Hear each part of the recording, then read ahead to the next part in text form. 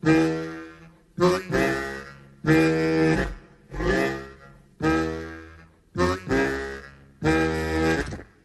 opinions are like assholes. Everybody has one. I don't think I've ever seen anything quite like this before. You know, Wobbles, I'm kind of mad at you. And as a reasonable man, I'm willing to do whatever's necessary to find a peaceful solution to these problems. Well, welcome to episode 1 of the Punching Up Movie Podcast.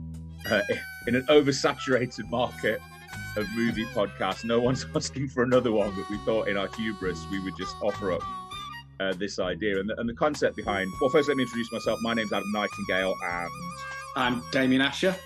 The whole idea of this podcast is that we're movie lovers, but everyone has a movie that is in the canon, that is like a movie that's a kind of an acknowledged classic, or a beloved cult classic, or just simply incredibly popular that everyone has an issue with. You know, so I love movies, but there are certain movies that are esteemed classics that I don't like, or have issues with it that take me out of the film. And Damian, I'm imagining that's the same for you. For sure, yeah, for sure.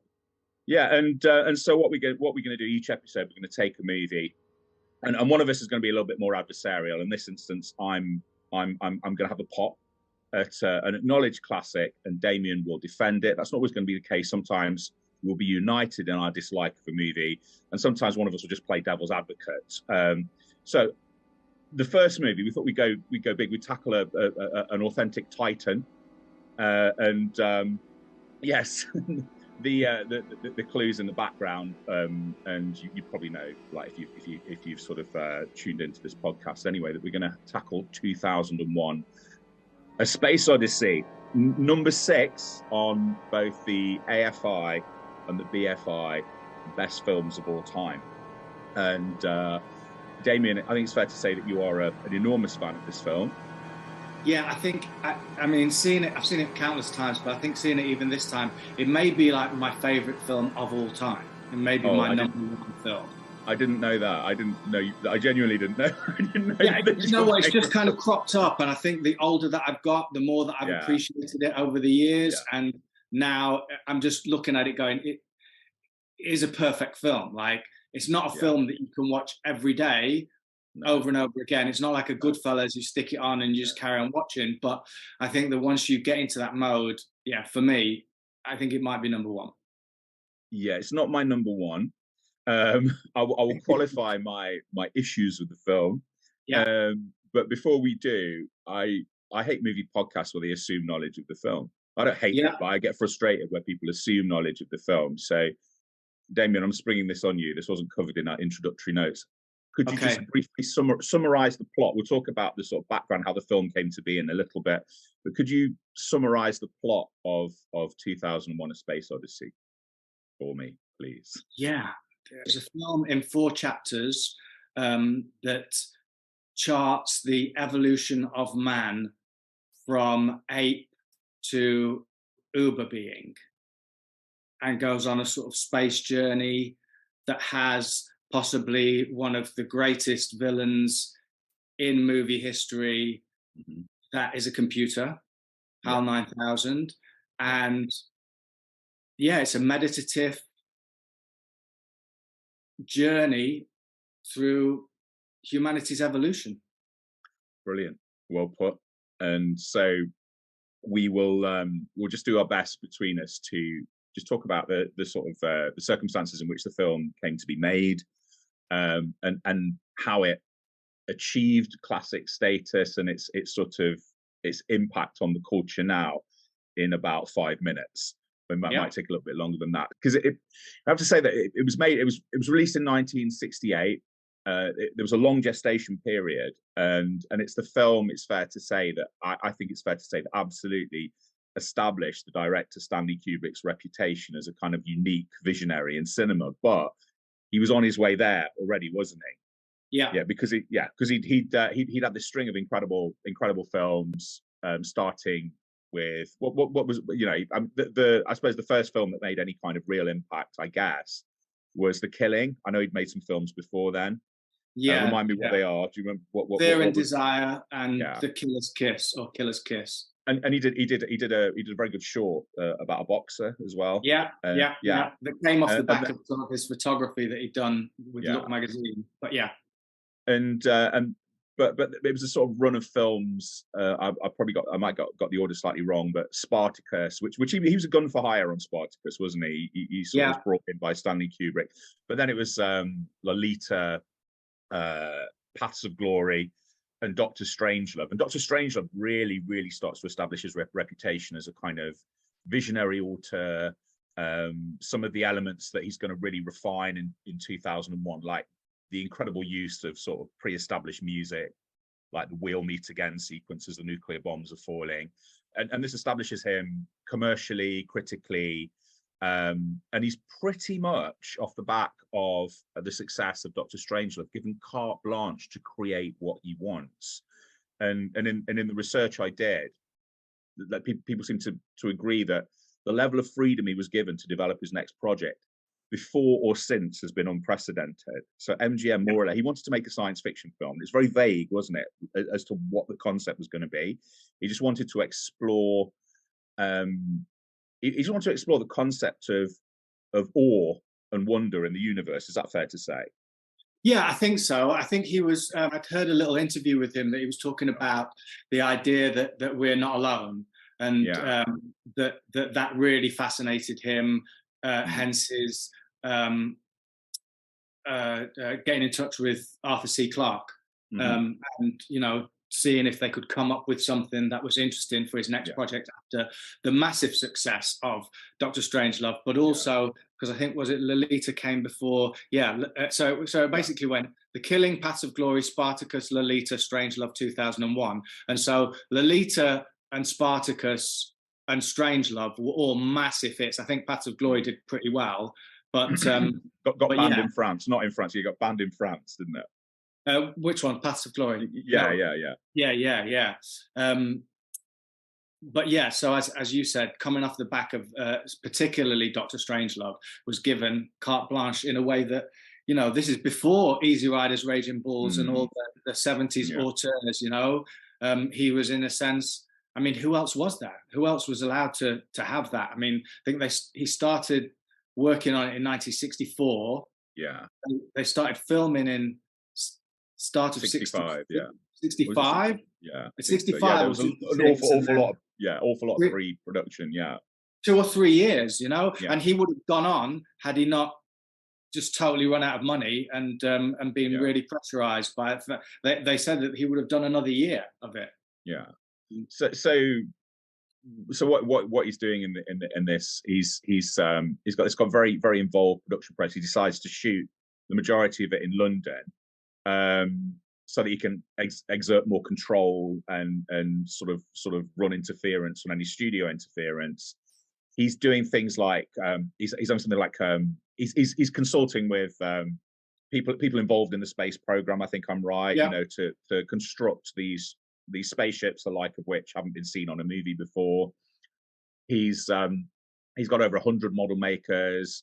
He's shuts down production for a year, doesn't he?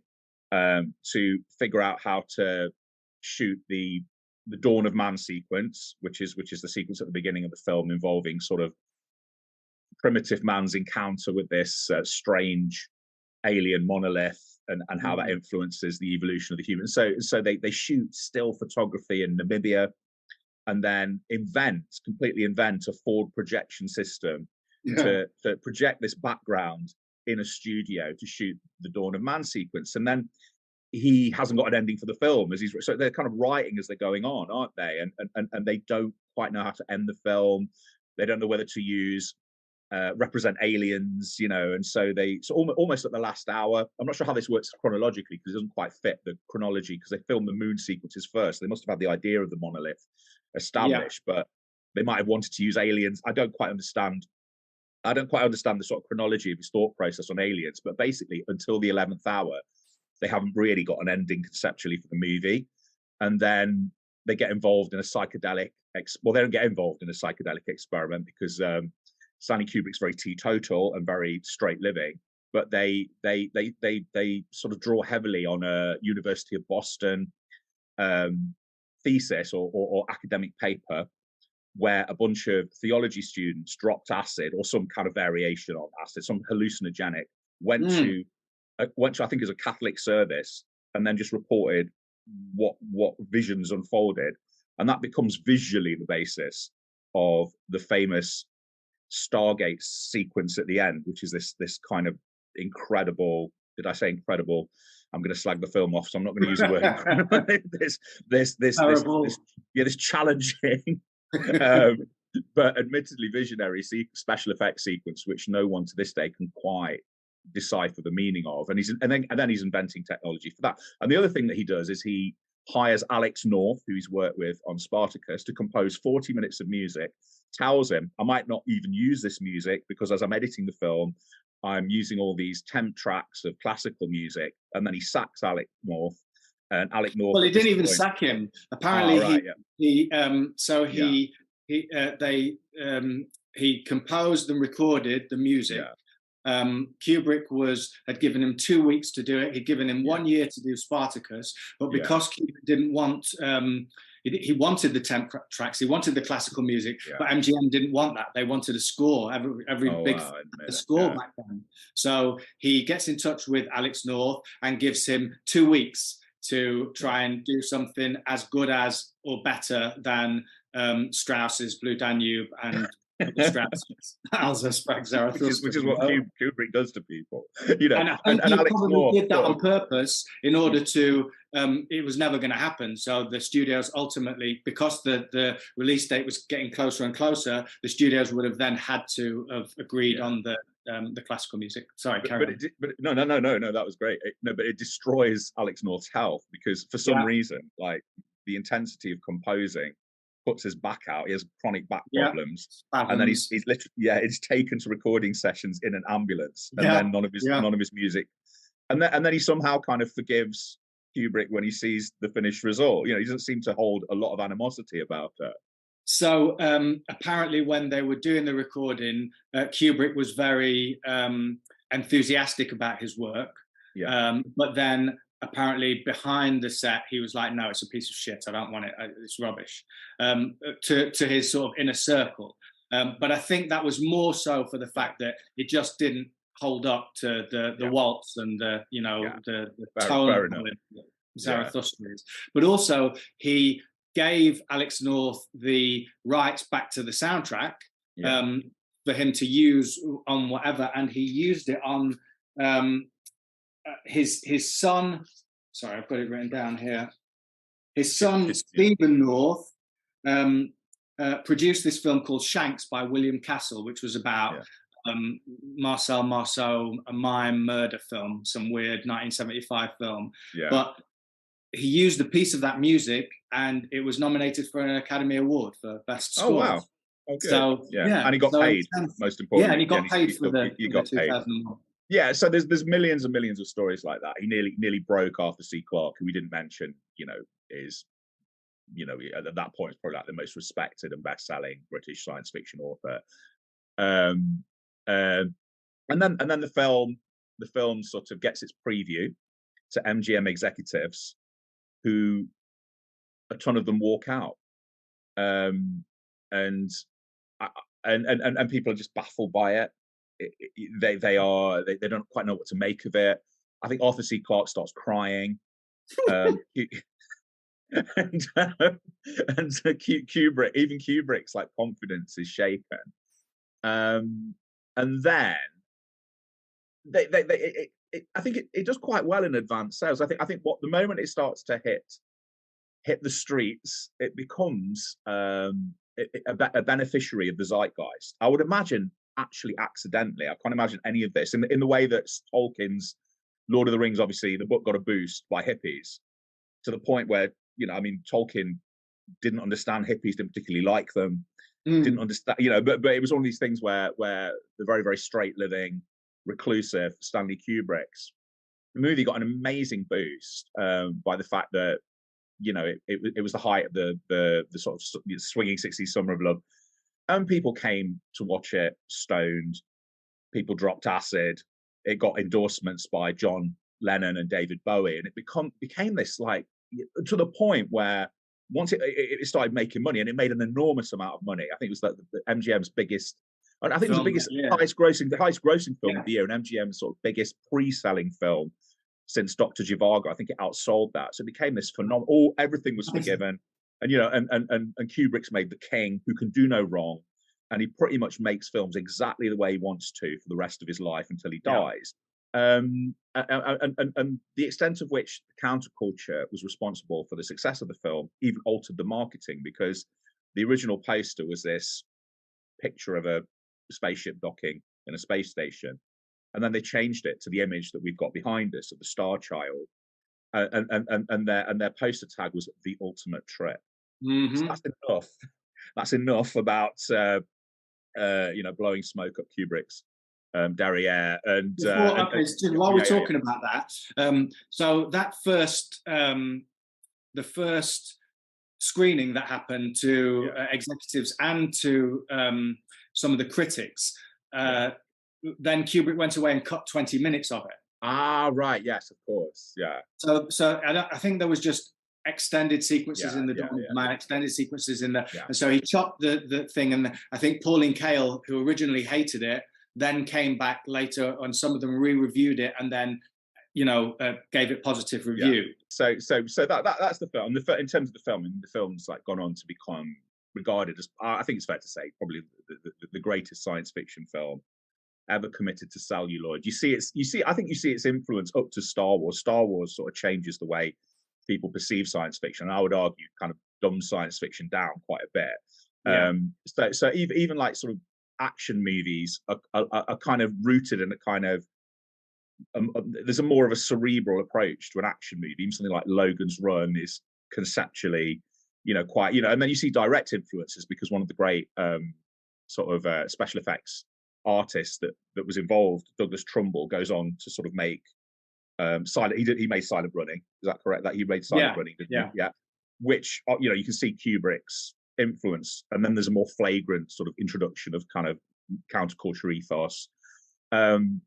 Ridley Scott flagrantly admits the influence. In fact, he takes 2001, and he takes all the pristine aesthetics and sort of just rubbishes them up, doesn't he? To say, what happens if we had this approach to space travel, but it was all kind of shot worn and falling apart.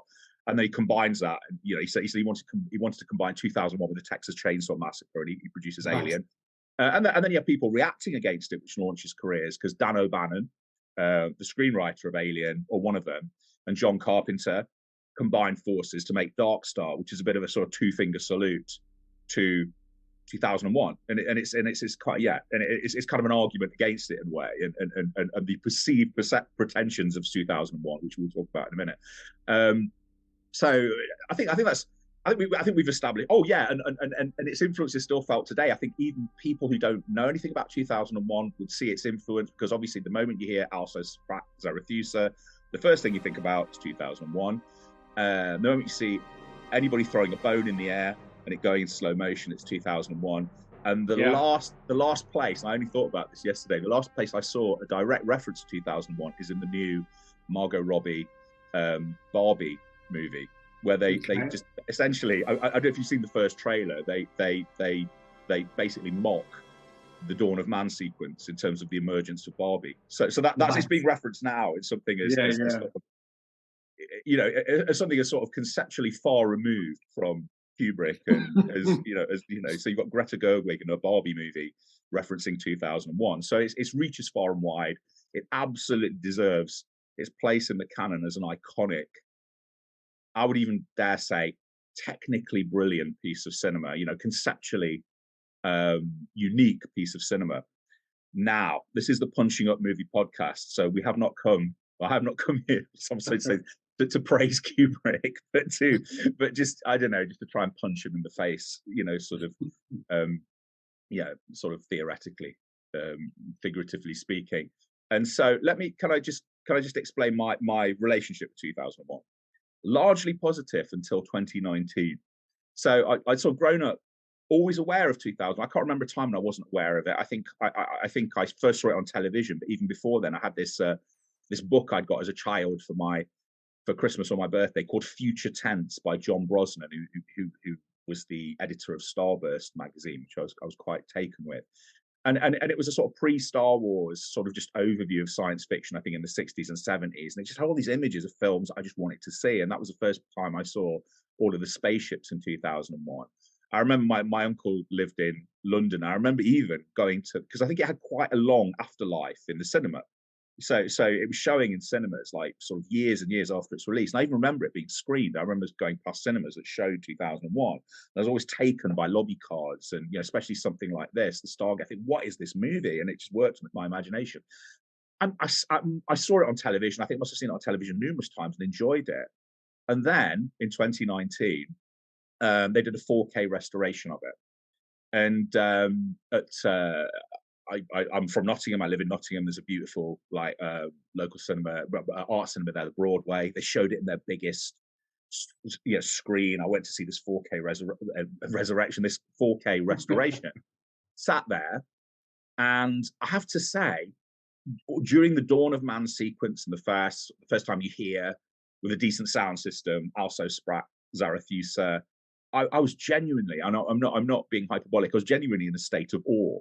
And I was thinking, it's very rare you see films that accurately replicate a sense of religious awe, and Kubrick did it.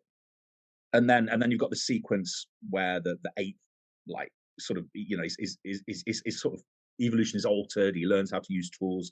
He throws his bone in the air, and then you jump forward millions of years, and the bone almost becomes a spaceship. Oh, it's awe, absolute awe, heading out of Earth towards this space station, and then the ship carries on traveling through space, and then it carries on traveling through space, and I think it was taking quite a while to get to this space station, and my awe slowly starts to diminish and starts to be replaced with, I couldn't quite put a finger on it. I didn't even really want to admit what that feeling was. I thought, this might be boredom. And then they get into the space station, and there's a lot of chat, a lot of Leonard Rossiter from Rising Damp turns up, sort of livens the thing up a little bit as a Russian scientist, and then they sort of transition to the moon and then Jupiter, and then again it's just there's this phenomenal sort of set piece in the middle, or as I remembered it, where they the computer turns rogue and starts killing off members of the crew and whatnot, and everything was so slow. And then once we get to the bit where they get to the Stargate sequence, and you can use this as evidence against me, I was probably tired when I went into the cinema, because sometimes I'll go in after a day's work, and it's a long film, and the Stargate sequence is incredibly long. I think it's about like 15 minutes, isn't it? 15 minutes of light. 20 minutes even, yeah. Yeah, 20 minutes, yeah. I fell asleep in the Stargate sequence and woke up and it was still going on. And then we came out of the movie, and it was an utter revelation to me that I was actually bored during 2001. And I think it's a cardinal fault in the movie, which we can kick about and discuss. And it sort of tainted the movie for me, from that point on. And there is a review, because I held back quoting the reviews, because there is a view, because I wasn't the only person that felt this. And there's a quote from the Times. I'm not sure if it's New York Times, but it says the film exists somewhere between hypnotic and immensely boring. Yeah, I heard that. Hypnotic and immensely boring, and that was my relationship with the film. Now I admit, my take on 2001: A Space Odyssey is it's an immaculate, visionary, brilliant, boring masterpiece. But it's the boring bit that is to me, that's the kind of unassailable hurdle in my enjoyment of the film. Can I quote Tennessee Williams? Can I get really pretentious? Quote Tennessee Williams. Tennessee Williams once said, the first duty of any artist is not to bore his audience. That's the first thing. And Kubrick does that. And so everything else is tainted by that, but in that movie. So we could talk about other Kubrick films. Yeah. But in this movie, I think it's brilliant. I think it's an astonishing, brilliant, utterly boring movie. And there we go. Yeah. I think it's possibly like the time that you watched it, the place. Time and place is such a key element. And a film like this is like, it sort of requires a different set of viewing parameters, I think. And I think that, you can't, it's like I said at the start, you can't watch it every day. You can, I mean, I suppose you could, but you have to be in a certain place. And sometimes you're just not. I mean, I've watched it before and sort of nodded a little bit in the past. But that's not really because I've been bored. I think that's more because I've been hypnotized by it, or being in a place where I've been a little bit tired. But my experience with 2001, I think I saw it in its entirety first when I just left drama school in North Finchley, 1993, and I watched it on a 14-inch portable television. With speakers. Had the speakers, so the sound was bigger than the screen. But that time was like such an amazing thing that I could get this sound that was so big. You know, we didn't have those big TVs, and so the music and the sound design tainted my enjoyment or my experience of the film. And I think I was just so blown away because at that time, in my early 20s, I was interested in all the psychedelics. I was interested in that whole world, and so it seemed to represent. And even watching it now, I'm watching that Stargate sequence and going, it's incredible that Kubrick didn't take acid or DMT or do anything like that, because there are moments in that sequence that are, from experience, the same as doing that. But that's the thing, because I don't want you to, you know, we're all past statutes of limitations here, aren't we? And so, of course, I don't want you to implicate yourself in anything. Oh no, mate. But I know. I thought, but you have taken hallucinogenics, haven't you? Yeah. And do you think that makes a difference? Because I haven't. And do you think it makes a difference if in your relationship with the film, if you have that sort of experience to sort of line it up with, or sort of you? It's subjective, isn't it, really, I think. For me personally, and for another friend of mine he was really into the film, he was the one who told me to watch it. You know, he'd seen it a few times, and I think it enhances it, especially in your 20s. Now, I don't know. Now I think that you don't have to. We're in our 50s now. It's a different time, and we've lived a lot longer than that sort of youthful exuberance that you have when you're 20s. I think at the time definitely it had some it benefited me. So have you watched it while you were tripping? Have you watched no it I've not watched any films while I was tripping. People do that and I just don't understand it at all. I've watched it stoned many times. So which was the majority. I wouldn't say the majority. I mean, because you can't build an entire box office like that on everyone being stoned, but effectively, So I mean, a lot of people would have watched it stoned. I would say more people. I don't know. I've got no evidence for this. More people, I would imagine, would have watched it stoned than sort of having dropped acid or something before seeing it. I mean, I would say so. But then in the 60s, it was a different time. People were doing things differently. So my response to that is I've watched many films that would have been considered ostensibly boring, which you alluded to. There's a film I was once quite obsessed with called La Belle Moisseuse with Emmanuel Béard, which is literally a 4-hour movie about a man painting a woman. And it's literally a film about watching paint dry on many levels, if you want to be sort of slightly flippant about it. But it's mesmeric. It's absolutely mesmeric, and there's kind of, and I'll tell you why it's mesmeric, because and this is a decision on Kubrick's part not to do this. It's mesmeric because it's like a battle of wills between two humans, an artist and his model, and he's trying to sort of break her down in the way that the drama studio might break you down as an actor or something, like that, who in a corner in your audition or something like that, or things I've heard him do. it's about him trying to. So there's the human element in there, which is deliberately extracted from 2001. So he's obviously made a decision to render his humans as, I'm going to use the word bland and as adenine as possible, in order to contrast them with the most compelling character in it, which I admit I would say he's the greatest computer ever. He's brilliant, and I think this should be, I think this should be Oscars for voice acting. I always think, and was it Douglas Rain who plays Hal? I don't think he's known for anything else, is he? I'm not sure. I've not looked at his IMDb page, but here's that. Because I think there's certain voices that just make things, like the person who does the voice for the Ghostface in all the Scream movies. It's that voice is such an important, integral part of the horror of that movie, and Hal's voice is incredible, and it is this kind of slightly effete, monotone voice, isn't it? And the one bit I think where the slowness really works in the film's favor is where Dave the astronaut is dismantling, essentially killing Hal, and he's erasing his memory banks.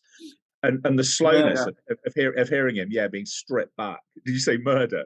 Yeah, self-defense. It's like it's still murder. Are we going to argue about murder in self-defense? Then there you go. No, Hal's trying to kill them. He's defending himself, and he was and he's just removing all of Hal's memory banks, essentially erasing his personality. And you have Hal kind of reduced to famously, singing Daisy Daisy, and then you hear, you hear a human voice, just kind of instigating Hal. And like, this is a test recording, and so it's an interesting choice because the apes have more personality. I'm not saying this facetiously. The apes have more personality than humans. Leonard Rossiter is the only human, and I find it fascinating. I love seeing actors that are famous. I'm assuming I'm talking as if everybody knows who Leonard Rossiter is, because this might be listened to. We don't know where this is going to be listened to. If you don't know who Leonard Rossiter is, in England, he's Google him. Incredibly famous for 2 sitcoms like Rising Down and the Rise and Fall of Reginald Perry. But prior to that, he was character actor. Joe Orton used him a lot in his plays, and he's in a couple of Kubrick movies, isn't he? He's in this, and he's in Barry Lyndon, and he's brilliant. He's absolutely brilliant in Barry Lyndon. And this, he has a 5-10 minute role.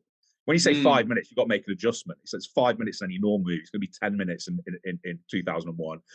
Yeah, and he's the only person with any sort of like deliberate charisma in it. And so Kubrick's made this decision to kind of strip back the humanities, whereas in 2001, the humans almost have no humanity, and the machine does, and the apes do. And in La Belle Nasseuse, I've mispronounced it, but the film about painting, you've got this struggle of wills between these two very, very charismatic sort of French movie stars, and things like that. Now, I didn't watch La Belle Nasseuse all the way. I watched it on VHS. I watched it in chunks, which you can use against me. But I did watch 2001 from beginning to end, which I think you have to do. I think you can chunk it. It's in chapters or movements, because it's very symphonic, isn't it? And but I think for the sake of this podcast, if you're gonna have integrity and slagging something off, you got to try and see it the way it was intended. So you can't see it in the cinema. Watch it all the way through without pee breaks. You got to go to the toilet. You can't help it. 2000. But go in your trousers if you have to, just to maintain the integrity. And so I don't know. And I saw it. I saw it in the best screen I could have seen it on, and I went in with such high expectations, and I was really, really looking forward to it. And for 20 minutes it had me, and then it just lost me in increments because of its almost, I would say, studiously deliberate boringness. And I think it's deliberate, even though he edited it. I think there's something perverse or conceptual that I don't understand that Kubrick is doing. That is I'm going to make a boring movie, and you're going to watch it, and you're going to be compelled by it, but it's still going to be boring. So there's these two things like kind of like bumping up against each other. I don't know. I think that he was making an incredibly artistic film, that he wasn't pandering to. So obviously, when you said I'm going to make a boring movie, nobody wants to make a boring movie, right? But I think that he makes a film that is his own artistic film, that if you're into it, you're into it, and if you're not, fuck it. I think unapologetic, I think, is the word. Watching it again this time, mesmeric, how you described La Belle Noiseuse. Is how I found watching it this time. You'd said in a previous conversation that we had that, like, was it this film that like every still is like a piece of art? Yeah, you know? It is. Yeah, and it does feel like that, and the movement of that, and the music. You see, I think that if you know, you were saying like the apes and the and Hal were the most sort of had the most personality, or were the most human. Out of the whole characters. I think the music is another. I know. I agree with that. I think there's another character, especially the Blue Danube. The Blue Danube is the only piece of music. It's the only part of the film that is light. There's nothing else in the film. There's no jokes. There's no pratfalls. There's no banter at all. Yeah. And even the rest of the music is terrifying. Like the Richard Strauss Zarathustra is terrifying. All the Giorgi Ligeti avant-garde music, which is sort of like background. You know, he used lots of it, but it feels like background music. Is terrifying, mate. You know, it's like these sort of angelic, like twisted, angelic, discordant sounds that. And the Blue Danube is the only, and it crops up again. So then, obviously, when the first weapon goes up in the air and then changes into it's an armed satellite. Is what it changes into. So it's a weapon to a weapon. It doesn't. That's not explicit at all. And actually, in the book, with this scene behind us, there's people on Earth nuclear bombing each other, and the Star Child comes down and just destroys all the nuclear bombs. You see, I'm glad they didn't put that in. So I'm glad they didn't put that. Yeah, I'm glad they didn't put that in. I'm glad it wasn't explicit, because I think what makes this film interesting is that there's no crisis on Earth. It's a kind of, it's an antiseptic utopia, basically. And so you know, because you have that in other side. I mean, I was thinking when I was watching it of, like, say, is it Sunshine, Danny Boyle film? You know, and they're, you know, that's quite 2001-esque in many respects, you know. But they're escaping a catastrophe in pretty much everything this influences, you know, like directly, some kind of dystopia that you're escaping. And I like the fact that there isn't, you know, that all of that's like that this is humanity, probably it's its technological apex. Everyone seems boringly happy in what they do, or content. And then this event happens, you know, and we don't know to what end. So I think if the Star Child was coming here to do a specific job, it wouldn't be as powerful. And I really like the ambiguity of the film. I like the ending. Absolutely love the way Kubrick uses classical music, and I think he's peerless in that. And that will go on, you know, to, you know, kind of pretty much everything else he does. If it's not classical music, it's, you know, the way he uses music is just so unique and counterintuitive and brilliant. And, you know, the obvious example being the way Beethoven's used and sort of synthesized in Clockwork Orange is astonishing. The music, I can't remember what it is. The music that opens the the music that opens The Shining. But it's just boring, and in the way that other Kubrick films aren't. It's just, I find it boring in a way that I don't find The Shining boring, or most of The Shining. You know, I don't find the first half of Clockwork Orange compels me. The second half kind of tests my patience a little bit, and so, I mean, what's your take on everything post 2001? Do you like? I mean, do you like Kubrick? I know you love Kubrick because we both, didn't we? We both independent of each other. You got me into it. We both went to the Kubrick exhibition. Was it at the Museum of Design in London just before lockdown? Yeah, and that was phenomenal. Oh, that was interesting because they had the 2000. This will annoy you. They had the 2001 exhibit, right? In that, because it was amazing. It was one of the best exhibitions I've ever been to. And they do it film by film, don't they? And 2001, you have this huge 2001, with you know, and what they do is they have a bit where they just show clips of the film. So I thought, well, am I going to be less bored if I just see this in little 20-minute chunks? So that's just what. And I think I might have watched the loop. This was a long time ago, so my memory might be playing tricks on me. And I'm thinking, nah, still bored. Still bored. You know, you've got time. You've got 20-minute chunk. I'm still bored. Even reduced to 20 They minutes. had it on the big screen, didn't they? They did. You know, yeah. so it was just like you're sitting there and you think, no, I'm still bored. It's like what you're into, right? Or like Yeah. what sort of piques your interest. Yeah. Me, But you know the sorts of things that pique my interest. So of so course, go on. and it's not that you're one level by any means. Have at me. Yeah. Yeah. There are lots of things. The Meg 2 comes to mind, or the Meg, which I haven't seen. But I think that for me, I just love the majesty of it all, the beauty of it all.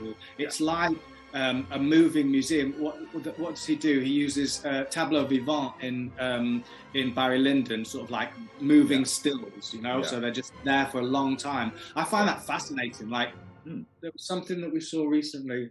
I don't know if it was The Souvenir or something that had that in it that I enjoyed. Like it can test your patience and it can be sometimes a little bit pretentious. But I don't know, with Kubrick, it's interesting because people like Christopher Nolan, I don't like Christopher Nolan's films really. We've talked about this before. And you realise you've condemned yourself to doing a Christopher Nolan film. Of course, we'll have to do what's that? Inception, which I didn't hate, but for the sake of punching up, I hated it. You know, so we can do that, and I'll probably, you know, who knows, I might like it next time. But Christopher Nolan is similar to Kubrick in the sense that quite a lot of his films are, without personality is not the right word, but without there's a humanity missing. There's a coldness to it. Yeah. And 2001 is the extreme example of that. But all his films are like that, I think. No, but I think that's. But I think that's a little. I don't completely agree with that because I don't think his film. I think there is a sort of detachment to it, but I don't think. I think in I don't think there's a coldness to Clockwork Orange because it's built around Malcolm McDowell's performance, and The Shining's built around Jack Nicholson. So it's built around these kind of absolutely blazing movie star sort of character actors. The first half of Full Metal Jacket is utterly built around Arlie Ermey's drill sergeant. So they're built around these very, very sort of striking, charismatic characters.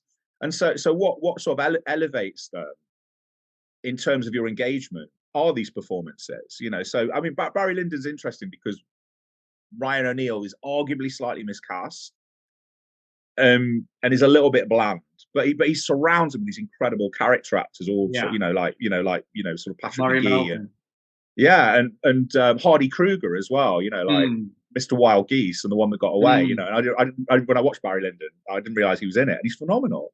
You know, and even Eyes Wide Shut, which I actually like. I'm one of the few people in the I quite like Eyes Wide Shut. Tom Cruise. You know, whatever you think about him, he has charisma. You know, he and Nicole Kidman, two of the probably like greatest movie stars of the last sort of 30, 40 years. And then, you know, lots of really interesting character actors. You know, and fired character actors like Harvey Keitel, you know, wasn't in it, but Sidney Pollock's kind of very, you know. So there's that human element, which I think it's interesting because it's now a good time to admit the reveal, the kind of reveal that in the conditions of one of the conditions of nominating a film is that you got to watch it again and then say what you thought. So I watched it in the living room in the house where I live, and on a Sunday afternoon when everyone else was out of the house, from beginning to end, without a pee break. I might have gone to the toilet it has an actual intermission. Yeah, intermission. I did as well. Yeah. So I think that's legit to go for a pee break then.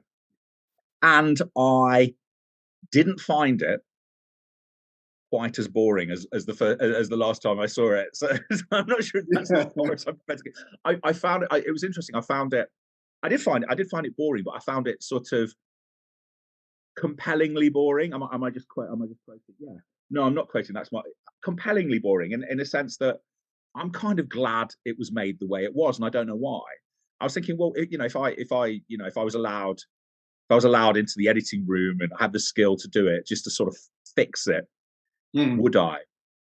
And I don't think I would, because I don't know why. I think it should exist the way it is because it's unique, even in the sort of challenging boringness of it, which seems to have purpose and is oddly compelling. So I sort of leaned a little more towards it. it wouldn't be. I don't know. I would probably watch this. You know, if I had to watch one Kubrick film, like it'd probably be The Shining. You know, or The Killing or Spartacus. You know, but I don't know. I just sort of lent a little bit more towards it. Don't quite as hate it as I didn't really hate it, but I don't quite as hate it or feel the need to sort of defecate on it or punch up at it as much as I did do. But it is still, and if you can have a neutral way of saying boring without it being loaded, it still is boring. But its boringness is almost a point of pride that makes you kind of like it in spite of yourself. Yeah, you know what? It challenges you in a way that most films don't, and for that, you know, you said before, it is the greatest science fiction film ever made. Like, I think it's I said people say it's the greatest science fiction. Yeah, I think on many levels it probably is the greatest science fiction film. But I would maybe I don't regardless of whether you enjoyed it or not. More, But I think enjoyment has to be a factor in watching a movie. It can't be some sort of you know, art can't be a torture chamber, can it? I don't think. No, but again, it's not a torture chamber for everybody, is it? You know, like for me, I enjoy watching it. It's not a, there's no part of it that's painful or I can't speed this up. I'm in it. Like there's a reason why it's, you know, how many films did he make? 9 films or something altogether. There's a reason why that film exists in the way that it does. And I think, as you said, if it was edited, it would detract from it. I think you have to be challenged by a film like this. Everybody can go and see Star Wars, and they can go and see all the rest of the science fiction that are out there that's really easy to digest, and you know takes you along on or the latest Guardians or one of those Marvel films. You know, they're not challenging. But that's not what you stack up against. It's you'd stack up and I wish I'd had the sort of patience and the time to watch, say, like, because I think that the science fiction films that are the most comparable are like Tarkovsky ones, you know, Stalker and Solaris. I have to see Solaris. I haven't seen it. Which could be boring, you know. Which I mean, you know, they kind of you know. But I mean, I saw Stalker so long ago. I can barely. I mean, I read Zona, the book. I think the book on Stalker, but I could barely remember the film from reading. When you say the book on Stalker, is that? Oh no, it's a book. I can't remember who wrote it. He's a film critic. He wrote a book on the making of Stalker and what Stalker means. Just called Zona, and it's a really good book. And it made me want to watch the film again, but obviously not enough to actually watch it because I didn't. But there, you know, so in a sense, what comparing it to Star Wars is a little bit disingenuous, unfair. I think comparing it to something like, you know, I mean, you got direct links with Douglas Trumbull. Comparing it to Blade Runner, which is a very philosophical, ideas-driven science fiction film, but also has, that also plays with the idea of a sort of replicated life form that exhibits more humanity than the actual humans, but also throws in a few fights and Daryl Hannah, like pants and stuff like that. It's kind of or Alien even. Alien's a good sort of comparison because Ridley Scott invites it. He invites the comparison. It's like you take 2001, you add a bit of dirt, you throw in a monster, and this is what you've got, and things like that. But I guess sort of compare. Be interested to go and watch Stalker or watch Solaris and see if I find them compelling, because I think they're. And also, I think like this, you have to be in the right frame of mind for it, and I don't think that we can always put ourselves in this. No, but I was in the right frame of mind. That's the thing. When I went to see it at the cinema, you wanted to see it. I wanted to see it, and I was excited. And for 20 minutes or 25 minutes, 20 minutes Kubrick time, probably 40 minutes, I was really, really, really engaged, and it induced a sense of, genuinely induced a sense of awe, and that was what I think. That was why I took against it, because I felt like that awe was subsequently betrayed by the next 2 hours of not stasis. I'm just going to say stasis, of narrative stasis, and then sort of a massive light show that I nodded off in the middle of, and things like that. But I take I take a percentage of that back on second viewing. And I tell you, I even enjoyed the light show. I thought, I can't believe how long this was, but I enjoyed it. I enjoyed the Stargate sequence. I actually enjoyed that second time round since I saw it in 2019. Okay. Yeah, there's so much to talk about with 2001 as well. Like just doing the research that I did over the last few weeks, the documentaries that I saw, the articles that I read. I've got the Stanley Kubrick archives, which give you like little sections on each film, and reading about Douglas Trumbull's like split screen way that he filmed the. I heard about that. I didn't really understand what that was, but I don't really understand it. I kind of want to see I want to see a YouTube video to sort of show me what it is. But the drops of oil or whatever that were going in the water that Kubrick had filmed like way before they started filming, just to see what it looked like. It's incredible. I mean, the attention to detail is unsurpassed.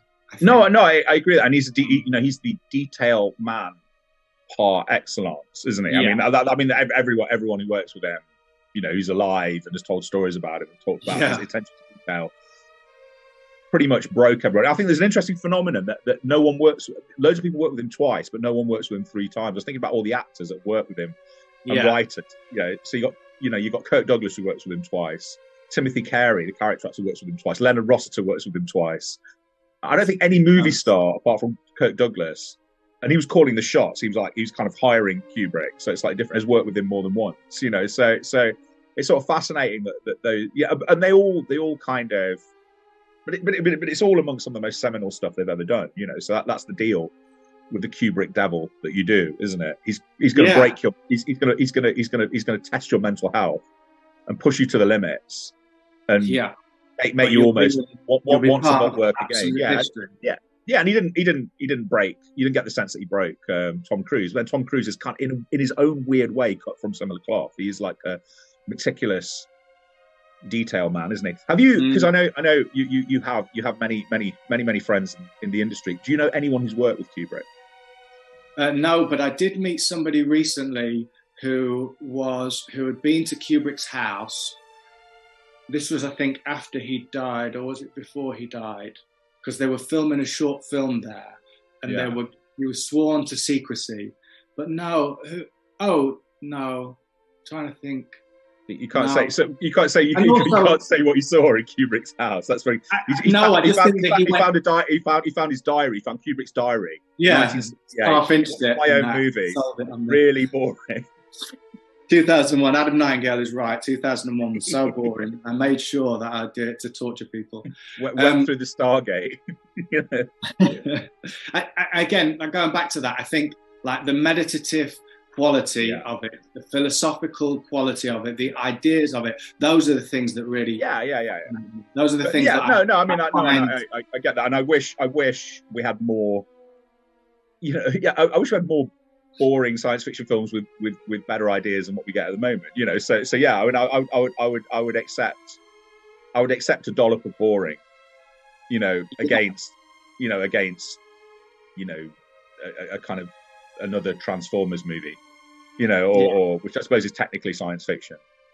Do you know my brother nearly worked for Stanley Kubrick? Have I told you this? No, you tell me more. Tell me.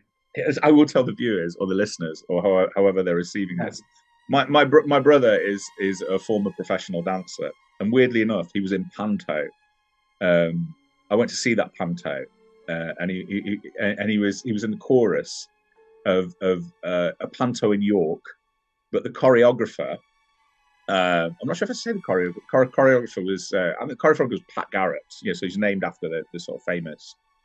I'm not sure if she's actually, her parents actually named after the person who shot Billy the Kid, but she's called Pat Garrett anyway. Your favourite Peckinpah film? My favourite Peckinpah film, and so she was working on Eyes Wide Shut in some capacity in the famous mass ballroom sequence, and she either offered my brother a role or an audition for a role, and he was at the time he was doing a theatre and education tour, and he did not want to break contract, so he was very honourable, genuinely honourable person, and to take the role would have been to leave this company in a lurch, and so he said no, And so if this was a movie, you know, someone would hear about that and offer him, you know, that bit in Honey, the I can't remember the Jessica Alba movie.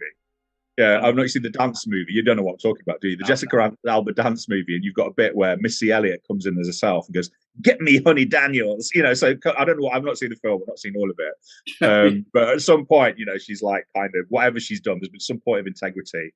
If you're Honey fans and you're watching this, if you're Honey fans, you've tuned in for 2001 podcast. It's highly I likely. respect your eclectic sort of taste. exactly. You know, and you know, so I can't remember. I can't remember the film. I'm assuming that there's something that's kicked her out of the dance community. That Missy Elliott's like seen her at some kind of college dance show, and then comes and goes, "Get me Honey Daniels," like that. And that should have been how that story ended with my brother. You know, it's like, who's that guy that turned down Kubrick? The call never came, and you know, he was never in Eyes Wide Shut 2 or Honey 2. So that's my Kubrick story once removed, which we can cut out if it's ridiculous. No, not at all.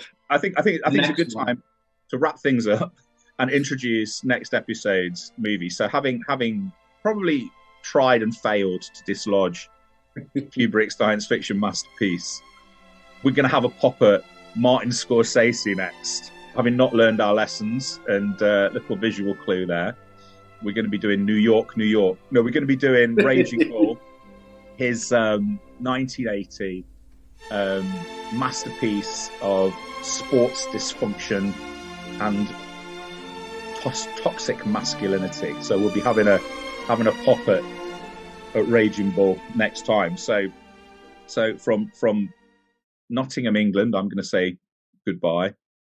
From Sydney, Australia, I'm going to say goodbye. And from the moon, the Star Child and the moon. Yeah. Oh, goodbye. Bye. See you next time. Take care. Bye. The mission has been completed. Groovy.